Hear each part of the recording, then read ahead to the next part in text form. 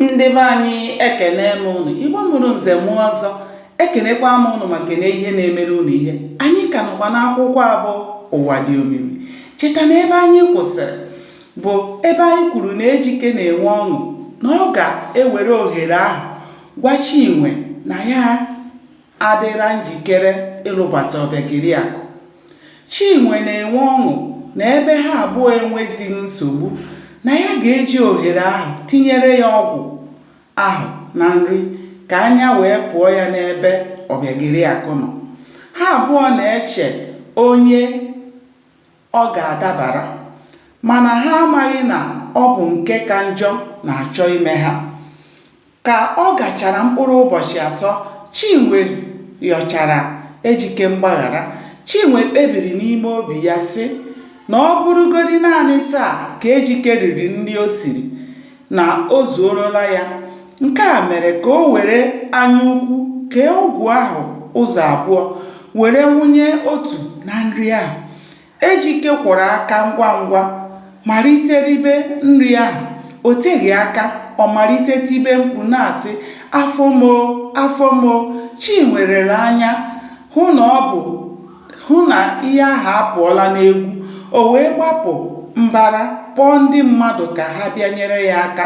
Ejike nọ na-eti mkpu na-asị, "Afọ m o, afọ m o." Chinwe nọ na-ebe akwa arịrị n'ihi na ọ bụghị ihe mkpọrọ na-akụ ka ukoro na-ada.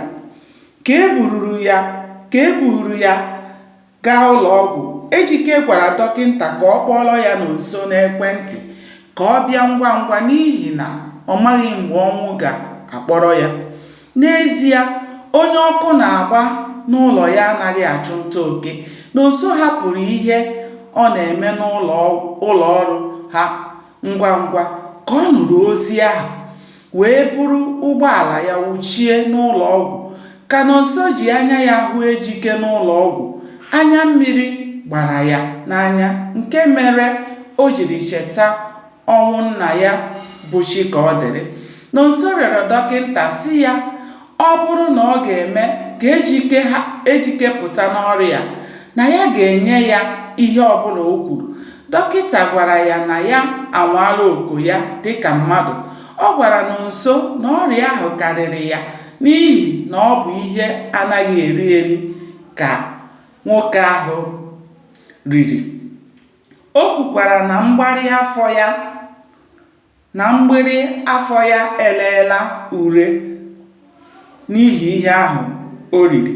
Gbanịa na-esonyere m ka anyị chọpụta ihe mere n'ime akwụkwọ abụ Ụwa Dị Omimi. Ndewonu.